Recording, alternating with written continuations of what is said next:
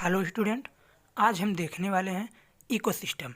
Ecosystem environmental study का बहुत ही important topic है, तो आइए इसे हम समझते हैं। इकोसिस्टम पारितंत्र या पारिस्थितिकीय तंत्र। इकोसिस्टम के मुख्यतः दो घटक होते हैं, जैविक घटक तथा अजैविक घटक, जिसे एबायोटिक कंपोनेंट बोलते हैं। जैविक घटक में जीव जंतु, पेड़ पौधे तथा वनस्पतियाँ इत्यादि आते हैं। जैविक घटक के अंतर्गत आने वाले जीवों को तीन श्रेणियों में रखा गया है। नंबर 1 उत्पादक, जिसे प्रोड्यूसर कहते हैं, कंज्यूमर उपभोक्ता, तथा अपघटक डिकम्पोजर। इस वीडियो में हम जैविक अपघटन के विभिन्न भागों का अध्ययन करेंगे।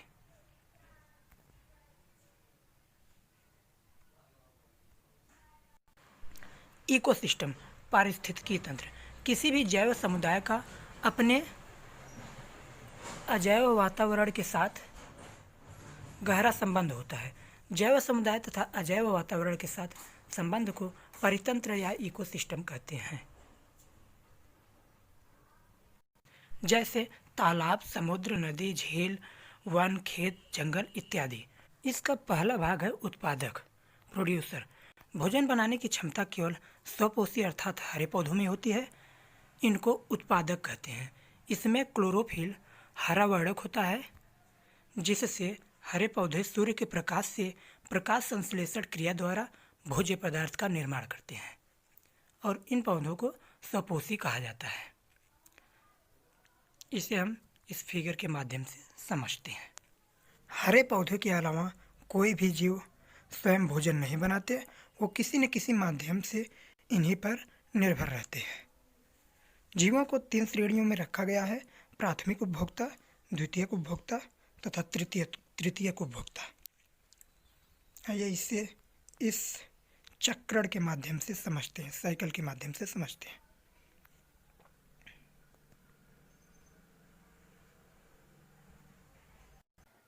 इस फिगर में घास उत्पादक है तथा इस पर निर्भर है ग्रासहॉपर, टिड्डियाँ, जो प्रथम श्रेणी का जीव है, तथा इस प्रथम श्रेणी के जीव पर निर्भर है द्वितीय श्रेणी का जीव गिरगिट, और गिरगिट पर निर्भर है तृतीय श्रेणी का जीव गिद्ध। तथा उसी प्रकार घास, इस पर निर्भर है प्रथम श्रेणी का जीव खरगोश, यह प्रथम श्रेणी का है, तथा इस पर निर्भर है बाज, जो तृतीय श्रेणी का है। और उसी तरह चूहा, यह प्रथम श्रेणी का जीव है जो घास पर तथा वनस्पतियों पर निर्भर है, तथा सर्प द्वितीय श्रेणी का जीव है जो इस चूहे पर निर्भर है, तथा गिद्ध इस सर्प पर निर्भर है जो तृतीय श्रेणी या उच्च श्रेणी का जीव है। जो उच्च श्रेणी के जीव या तृतीय श्रेणी के जीव पूर्णतः मांसाहारी होते हैं। नेक्स्ट है उपभोक्ता, कंज्यूमर। वे सभी जीव जो अपना भोजन स्वयं नहीं बना पाते बल्कि अपने भोजन के लिए दूसरों पर निर्भर रहते हैं, उपभोक्ता कहलाते हैं। उपभोक्ता निम्न प्रकार का होता है: प्राथमिक उपभोक्ता, प्राइमरी कंज्यूमर। इसमें शाकाहारी जंतु आते हैं जो अपना भोजन स्वयं पौधों से प्राप्त करते हैं, प्राथमिक उपभोक्ता कहलाते हैं। अगला है द्वितीयक उपभोक्ता। द्वितीयक उपभोक्ता के अंतर्गत वे जीव जंतु आते हैं जो अपना भोजन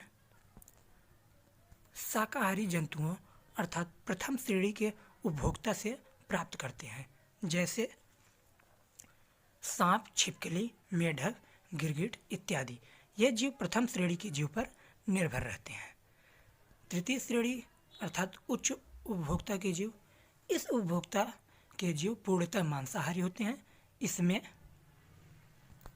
द्वितीय श्रेणी के जंतुओं को खाने वाले जंतु आते हैं, इसलिए इन्हें मांसाहारी जंतु कहा जाता है। इसका उदाहरण है शेर, चीता, बाज, गिद्ध, बिल्ली, कुत्ता इत्यादि। नंबर 4 सर्वाहारी, वे जंतु जो शाकाहारी व मांसाहारी दोनों प्रकार के जंतुओं को खाते हैं सर्वाहारी कहलाते हैं, जैसे मनुष्य, कुत्ता, बिल्ली इत्यादि। मनुष्य तो कुछ भी हो सकता है भाई। आइए इसे भी फिगर के माध्यम से समझते हैं।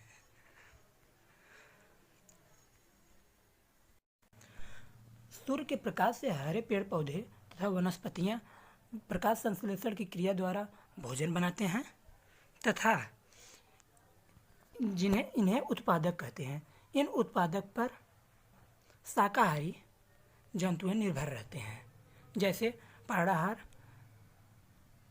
बंश, चींटियां, हाथी, नील गाय, हिरण, बंदर, गिलहरी शाकाहारी इत्यादि शाकाहारी पशु पंछी होते हैं। ये सभी जीव प्राथमिक उपभोक्ता के अंतर्गत आते हैं। ये सभी शाकाहारी होते हैं। द्वितीयक उपभोक्ता के जीव जैसे गिरगिट, छिपकली, सांप, सियार, भेड़िया, नेवला इत्यादि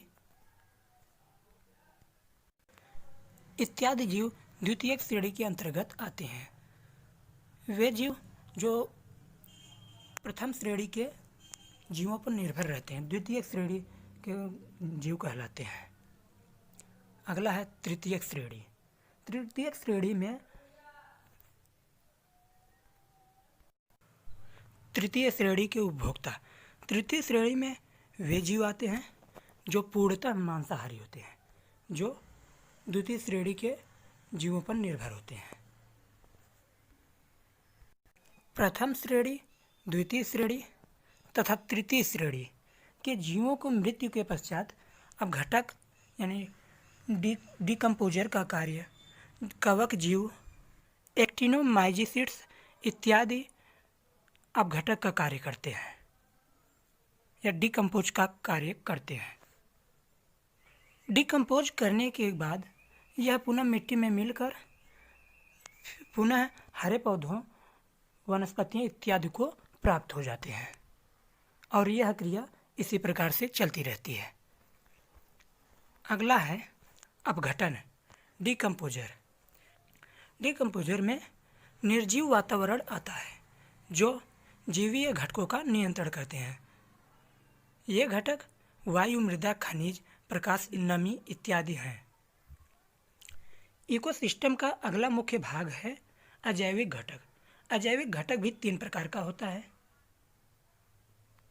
अजैविक घटक किसी भी पारिस्थितिकी तंत्र में पाए जाने वाले सभी निर्जीव पदार्थ उसके अजैविक घटक कहलाते हैं, जैसे प्रकाश, तापमान, आर्द्रता, जल, नमी इत्यादि। इसका पहला भाग है अकार्बनिक पदार्थ, इनऑर्गेनिक सब्सटेंसेस।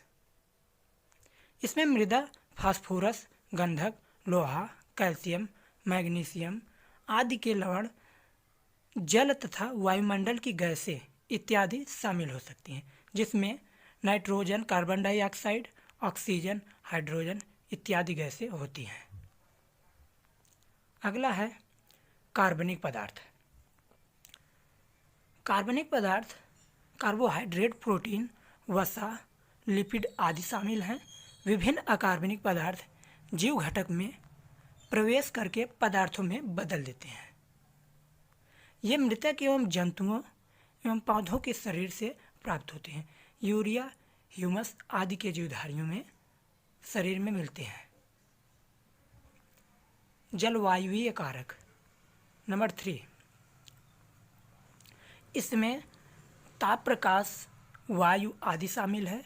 इसमें सूर्य ऊर्जा का प्रमुख स्रोत है। इसका प्रभाव अन्य कारकों पर भारी पड़ता है। It's okay.